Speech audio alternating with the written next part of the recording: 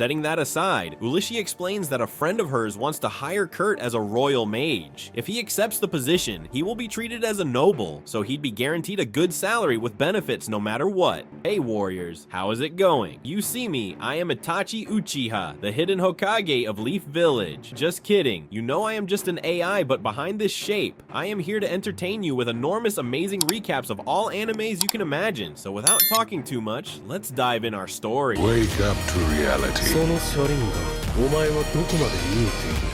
Nothing ever goes as planned in this accursed world.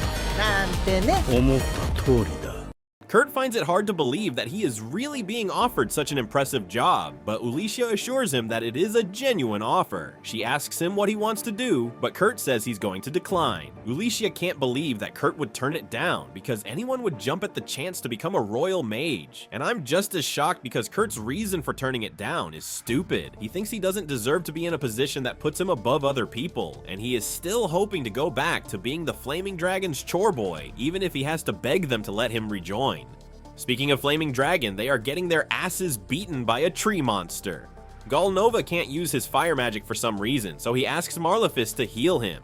She's been trying to do that for a while now, but her healing magic isn't working like it usually does. Galnova asks the new guy to cast some fire magic to take down the tree, but the new guy doesn't know how to use fire magic. And that's supposed to be Galnova's job anyway. The party's chemistry is completely gone without Kurt here to hold them together, and Bandana is the only one who can tell that the party is crumbling. Back to Kurt, his current job is still to help Uchiha mine gems here, and he tells her he found a good gem hide yesterday, so he can get a lot more for her. Uchiha is grateful for his enthusiasm, but she is concerned that Kurt might be tired from all the work he did yesterday. However, he tells her not to worry because he got 6 hours of sleep last night. Uchiha is shocked to hear that and starts doing some mental math to figure out how Kurt could have built an entire house and still managed to get 6 hours of sleep, but Kurt interprets this as Uchiha being mad that he slept too much, so he apologizes and says he will make up for his laziness. Uchiha really needs to explain Kurt's strength to him at some point, but she has no idea how to address it, so she and Kurt just head out to do more mining.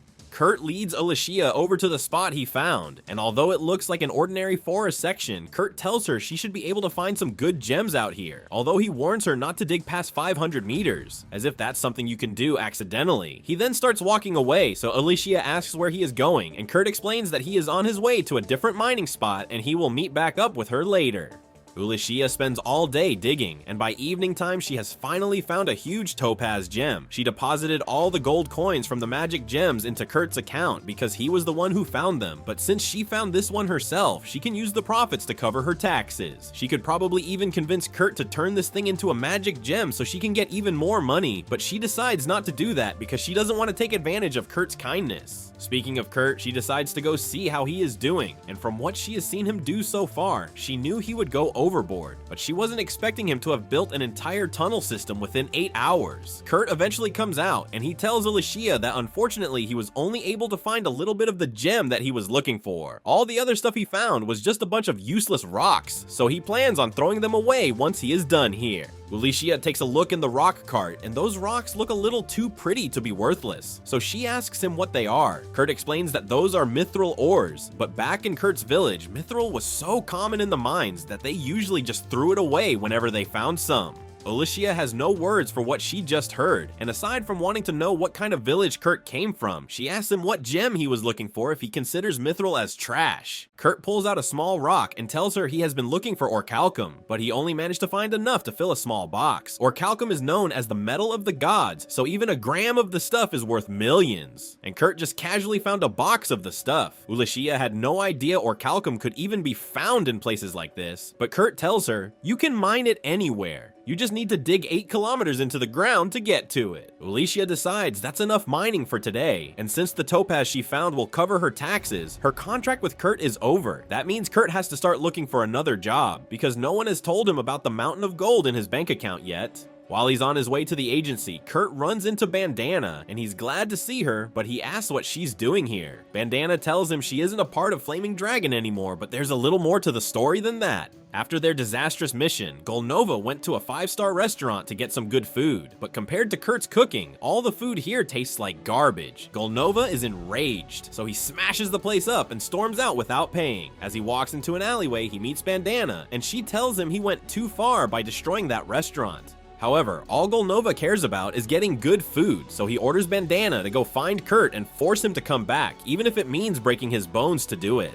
Golnova is clearly losing his mind here, so Bandana doesn't argue with him about it. She just snatched Golnova's teleportation crystal and runs out of the alley. As she leaves, she sees the city guards closing in on Golnova's location, and without his teleportation crystal, he is definitely going to be arrested for what he did at the restaurant. Additionally, Marla was called away by the church, so the Flaming Dragon party is officially done for. Although she leaves out most of the details about Golnova going off the deep end, Kurt is disappointed to hear that Flaming Dragon has disbanded, because that means he can't rejoin anymore, but Bandana doesn't understand why he would even want to go back in the first place. Kurt explains that he owes Golnova a lot, and he is still blissfully unaware of how much of a jerk Golnova was, so he is really sad that he won't be able to work with him anymore. Bandana, on the other hand, never really cared about Golnova since he was just a cover story, so she could keep an eye on Kurt. Anyway, since Kurt was on his way to the agency, Bandana thinks it's safe to assume that he is looking for a job, and if that's the case, then she has the perfect thing for him. A friend of hers has been looking for someone to help in her workshop lately, and it should be a decent gig since this friend is an atelier master. There are only a few atelier masters in the world, and they are all incredibly important, so their influence is on par with that of a viscount. Bandana asks Kurt if he wants to accept the job, and he says he'd love to, so she hands him a map and sends him on his way. Eventually, Kurt makes it to the workshop of the atelier master, but he's a little confused since this place looks like a regular house to him. He knocks on the door and a little elf girl answers. At first, Kurt's a little shocked because he didn't expect the atelier master to be such a little girl, but Michelle explains that she is actually the master's assistant. In that case, Kurt tells her he is here for a job, and Michelle is delighted to hear that because she needs all the help she can get. She leads Kurt into the kitchen, and as soon as he sets foot in there, he smells the stench of Davy Jones's locker. Michelle apologizes for how messy this place is, but the master has been working her non-stop, so she hasn't had a chance to really clean up yet. Just then, the master calls for Michelle, so she runs off and asks Kurt to help her clean up the kitchen. Kurt is a little disappointed since he thought he would get to assist the atelier master, but chores are simple enough for him to do, so he gets to work. 30 minutes later, Kurt has cleaned the entire kitchen, and Michelle didn't really tell him what he's supposed to do next, so he starts wandering the halls looking for her. He finds a door in one of the corridors, so he knocks on it, and a girl inside tells him to come in. However, when Kurt enters, he sees the girl practically naked on her bed. He gets flustered and apologizes for the intrusion, but she doesn't seem bothered by Kurt seeing her like this. Kurt explains that he is looking for Michelle, so the girl tells him that Michelle is down in the basement. Kurt is about to leave to find Michelle, but then he notices a dark mark on the girl's belly. He recognizes it as a curse, so he asks the girl if he can take a close look at it. She gives him permission, so Kurt goes up to her and starts feeling the cursed spot. Curses like this usually destroy the internal organs around the afflicted area, so it must be incredibly difficult for the girl to eat, but it turns out that her stomach is still intact, so Kurt offers to go make her some food. Meanwhile, Uchiha meets with Mimiko to discuss the mithril and orichalcum that Kurt found. Kurt didn't even turn them into magic crystals this time, and the value is still over 50,000 gold coins, so Uchiha is starting to get concerned. She asked Mimiko what she thinks will happen if people find out about Kurt's skill, and in the best case scenario, Kurt will be kidnapped and forced into slavery. Worst case, he gets assassinated for being too much of a threat. Mimiko asks Uchiha what she plans to do with Kurt, and so far Uchiha has been thinking of setting him up to become an atelier master. That way, he would have enough power that no one would be able to take advantage of him, and then she plans to work as his bodyguard. But getting Kurt to agree to all that is going to be difficult. He is too dense to realize how skilled he truly is, and worse yet, he undervalues himself constantly, so Uchiha needs to do something before Kurt gets himself in trouble. Meanwhile, Kurt has just finished cooking some porridge for the girl he met earlier, when all of a sudden, Michelle and the atelier master Ophelia come out of the basement. They are both surprised to see that the kitchen isn't a biohazard anymore, and even more so that Kurt cleaned it up in such a short time. Ophelia notices that Kurt is cooking some porridge, so Kurt explains that the girl he met in one of the rooms said she was hungry. Ophelia seems a bit concerned that Kurt met that girl, so she makes him promise not to tell anyone about her. Kurt promises, so Ophelia tells him he can go home for the day and hands him 3 silver coins. Kurt is surprised that she's paying him so much for just cleaning the kitchen, but she says he deserves it for working so hard and asks him to come back tomorrow. A little while later, Ophelia heads to the girl's room with the porridge Kurt made for her, and she reminds her that she's not supposed to let other people see her. That aside, Kurt doesn't seem like a threat, so Ophelia doesn't think she'll have to worry about him leaking the secret. Lee still hasn't eaten yet, so Ophelia asks her to wait a minute while she tests the porridge for poison. However, Lee says there's no need for that. She only spoke to Kurt for a little while, but her intuition tells her that he's a good person. And besides, there would be no point in trying to poison her when the curse has already progressed this far. She has had to live her life suspecting everyone around her, so just this once, she wants to trust someone fully. Ophelia understands, so she lets her eat the porridge. But after Lee takes her first bite, she begins sweating profusely and falls over on the floor. Ophelia thinks Kurt must have really poisoned the food after all, so she's about to go on a manhunt to kill him. But all of a sudden, Lee gets back up and says she is fine. In fact, she feels better than ever, because the curse has been broken. Ophelia has no idea how to process what just happened, because a curse like that isn't easy to break, yet it was undoubtedly broken by the food Kurt cooked. At that same moment, the secret organization that placed the curse on Lee is having a meeting, because they just found out that the curse was broken. They were hoping to use it to kill Lee from a safe distance, but now they're going to have to use more drastic measures. Later that evening, Ophelia and Lee head into Mimiko's shop because they have something urgent to discuss. Lee takes off her hood, and as soon as Mimiko and Uchiha see her face, they recognize her as the 3rd princess of the nation. Ophelia explains their powerful curse was placed on Lee in an attempt to assassinate her. They aren't sure who was behind it, but Lee is the only child between the king and Princess Fran from the Gurumaku kingdom, so her existence is kind of like a symbol of peace between the two nations, and so it is clearly trying to start a war. Mimiko is glad Lee is alright, but she is surprised that she managed to break such a powerful curse on her own. However, Lee tells her she didn't do it by herself. The curse was actually broken by a man named Kurt, and as soon as the two hear Kurt's name, they freak out. Very high in the huge mountains, a village has endured relentless attacks from an S-rank Fenrir, forcing them to spend every last bit of their savings to hire an S-rank party for its defeat. The Flaming Dragon Fang members stand among the world's strongest adventurers, each boasting their own unique abilities. But Kurt ducks behind a wall, desperate to avoid injury. Yet, the moment the Fenrir appears, it targets Kurt first, sending him flying through the air as he crashes down. The rest of the party prepares to engage in battle. Gulnova, the leader, instructs Bandana to hold the beast down, so she pulls out her wire and wraps it around the Fenrir. However, the creature's strength is overwhelming, and it hurls her into a wall. Fortunately, with a healer on their side, she's fully restored in seconds and quickly returns to the fight. She then anchors herself to a nearby tree, allowing Gulnova the perfect chance to target the Fenrir's head. He leaps into the air and ignites the beast with the flames of his magic blade. The villagers are overjoyed by the Fenrir's defeat and, despite their poverty, throw a feast in honor of the party. However, Gulnova can't stand the shitty food and demands that Kurt cook him a proper meal instead.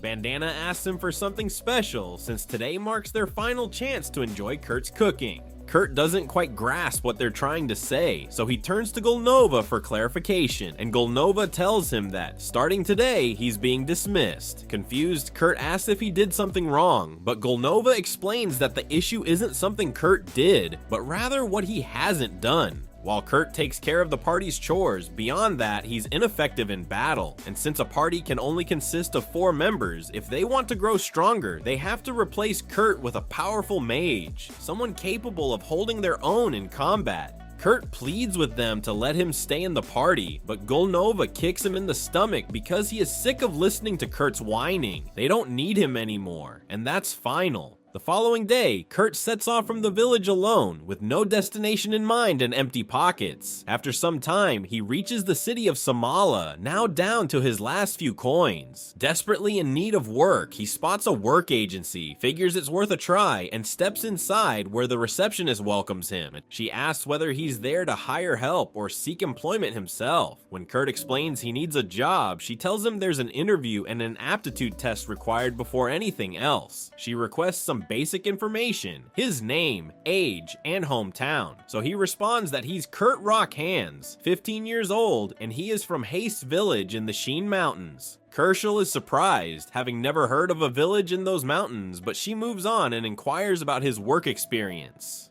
Kurt explains that he was part of Flaming Dragon Fang, though his role was limited to simple chores, and he was just suddenly fired. Kershal is taken aback when she learns that Kurt was once a member of an S-rank party, and even if his contributions were minimal, just having that party's name listed on his application will definitely boost his chances of landing a new job. Kurt is relieved to hear that, and now the only thing left is to complete the aptitude test so Kershal can assess his strengths and weaknesses. In this world, aptitudes are divine gifts bestowed by masters, and if Kurt's fortunate, he might uncover a hidden talent today. These aptitudes are ranked from G rank all the way up to triple S rank, and the gap between each level is massive. Someone with a D rank sword skill would struggle just to swing a blade, while someone with an A rank sword skill could effortlessly cleave a rock in two. Kurt can't wait to discover if he has any hidden talent, but his excitement quickly fades when he sees that every combat skill on his sheet is ranked at the lowest possible level, G rank. It's clear he'll never qualify for a combat job, crushing his hopes instantly. However, Kershal reassures him that he might still excel in a trade skill like alchemy or blacksmithing. There's just one problem. The technician who administers those tests is away right now, so Kurt will need to return next week for his evaluation. Kurt tells her he won't last that long because he doesn't have enough money to hold out until then, so he really needs to find a job today.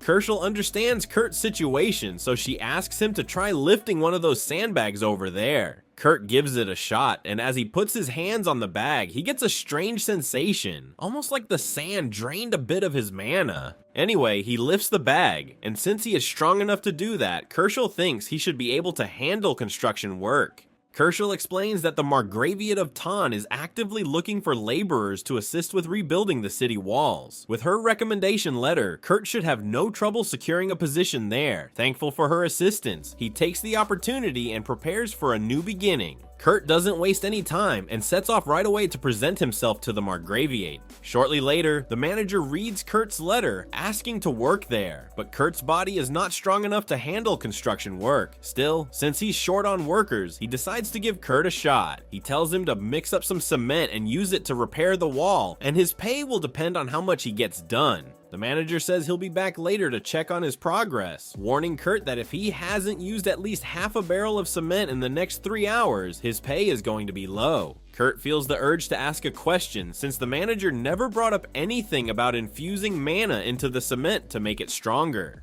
But he chooses to keep quiet, assuming it's probably something everyone is expected to know. Even so, he's surprised that the daily quota is just half a barrel of cement. It feels far too simple, so Kurt makes up his mind to use as much cement as possible before the manager comes back. When the manager returns, he's stunned to see that Kurt has already finished an entire section of the wall. Kurt apologizes, saying he could have done more, but he ran out of cement halfway through. The manager can hardly believe that Kurt actually repaired over a third of the western wall. Curious, he asks how Kurt even reached the top, and Kurt casually explains that he just tossed the cement up there and used a stick to smooth it out. Under normal circumstances, the manager would accuse Kurt of lying. Such a claim seems impossible, yet since Kurt clearly made it happen, there's no denying he's telling the truth. Curious, the manager asks how long Kurt intends to stay, and when Kurt replies he only needs the job for a week, the manager feels relieved. He informs Kurt that he's already done plenty for 1 day and can head home now since he doesn't have enough coins on hand to cover the full payment. He hands him a small pouch of money and promises to send him the rest through the guild. Kurt is stunned, as even the small pouch holds more money than he ever could have earned during his time with the hero party. Over the next few days, he keeps putting in steady work repairing the wall until, out of nowhere, the manager informs him that he's being let go. Confused, Kurt asks for the reason, and the manager explains that the wall repairs were intended to provide employment for people living in poverty, but Kurt is so efficient that if he continues working, there won't be any jobs left for the others. He doesn't hold any hard feelings toward Kurt or anything like that, but based on what he's witnessed, Kurt's ability is easily double S rank, maybe even triple S rank, so he believes Kurt would be much better off working somewhere else. He hands Kurt the remainder of his payment as compensation for the sudden dismissal and then walks away. However, Kurt completely misreads the situation and assumes the manager simply wanted to let him go because he was an awful worker. He heads back to the agency and meets with Kerschel to tell her he got fired, and it's still going to take a few days before he can have his trade attributes appraised. Just then, they hear a commotion over at the front desk, and it looks like a girl is trying to recruit someone, but the receptionist at the desk tells her that no one would agree to work under such terrible conditions with what she's offering.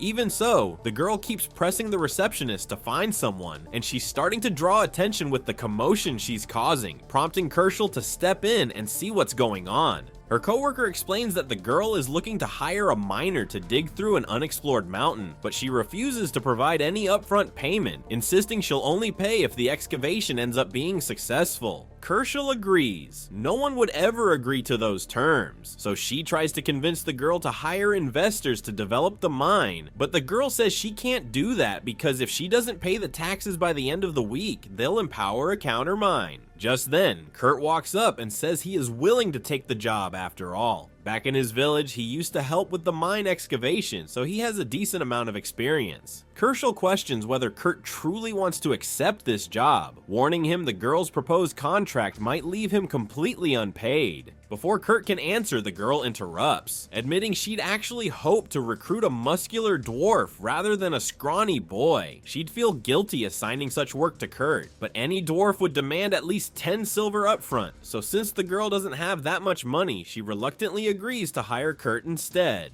As Kurt and the girl leave, Kerschel feels bad for letting him take that job because it probably isn't worth the time. Honestly, she thinks Kurt would be better off working in a brothel. While she's daydreaming about Kurt, her coworker gets her attention and tells her that a bank transfer just came through. Apparently, it's the remaining money the manager promised to send to compensate for all the work Kurt did on the wall. And Kerschel was expecting a couple of silver coins, but it's actually a check for 200 gold. And that's a lot of money. The revelation that Kurt earns so much leaves her so stunned she trips over the sandbags on the floor. Her friend quickly warns her to be cautious. These aren't ordinary sandbags, but specialized tools for measuring mana capacity. They're designed to get heavier when touched by someone with substantial mana reserves. Most ordinary people don't affect them at all, which is why Kerschel can lift one without trouble. But then she recalls how Kurt had struggled painfully to move the same bag just days earlier, making her question whether he's really as average as he seems.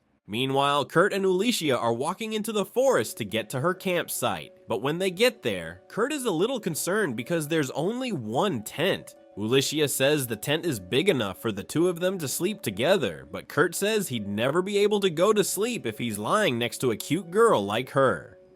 After hearing Kurt call her cute, Uchiha gets upset because she thinks he's just trying to flatter her, but Kurt says he really does think that she's cute. Uchiha realizes that Kurt was being completely sincere, so she hands him a potato for dinner. It's nothing fancy, just a plain boiled potato, but it's been so long since anyone has prepared a meal for him that he truly values the gesture. He's also thankful that Uchiha is sitting down to eat with him, especially since his former companions from the hero party never allowed him to share the same room with them during meals. Later that night, Kurt and Uchiha go to bed, but Kurt is having a hard time sleeping because Uchiha went to bed in her underwear. He will never be able to go to sleep around her, so he decides to leave the tent for the night and sleep outside. Once Kurt leaves the tent, Uchiha opens her eyes because she was just pretending to fall asleep. She intentionally went to bed in her underwear to see if Kurt was the kind of person to assault her in her sleep, but now she knows he's a good guy.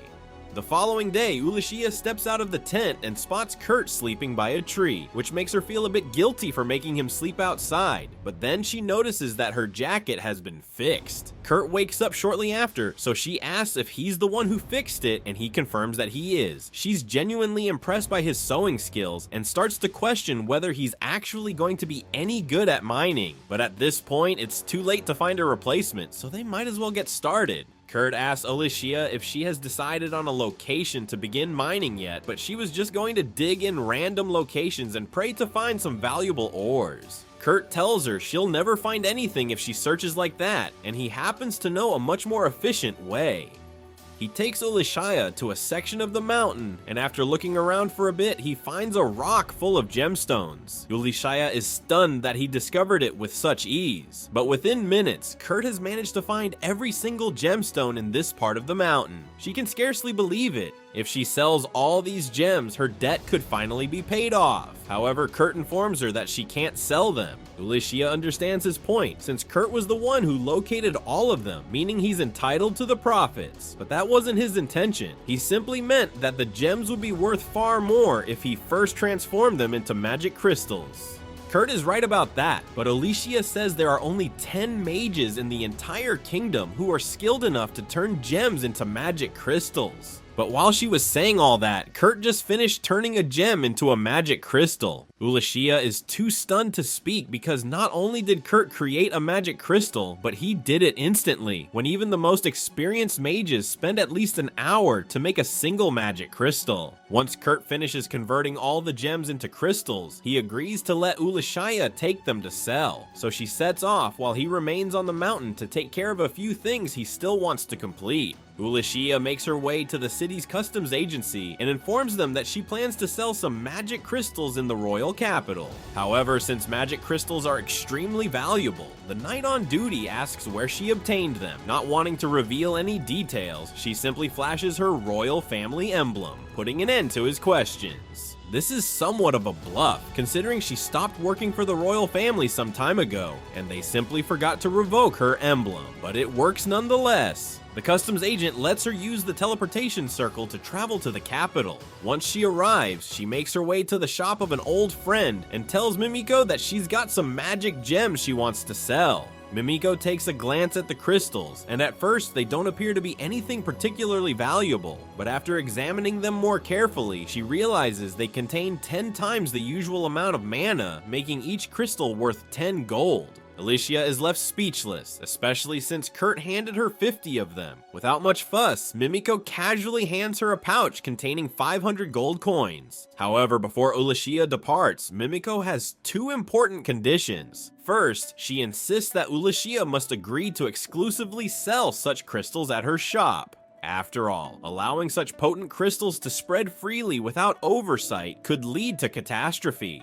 Second, she demands to know the identity of the person who crafted these crystals. Uchiha accepts the first condition, though she explains that she can't reveal the name of the crystal's creator to Mimiko, not without getting his permission first. Since Mimiko serves as a court mage for the royal family, she attempts to leverage her authority, demanding that Uchiha hand over the mysterious mage's details. But Uchiha no longer works under the crown, meaning she has no duty to follow Mimiko's orders. Mimiko quickly understands that Uchiha won't reveal Kurt's details, so she settles for requesting one thing, that Uchiha ensures he doesn't leave for another country. Additionally, she has an offer. If Kurt agrees to work for the royal family, Mimiko is ready to bestow upon him the rank of Count, along with unrestricted privileges to use the Royal Research Laboratory and enjoy all its advantages. Uchiha then departs from Mimiko's shop, and the following morning she makes her way back to the mountain to reunite with Kurt.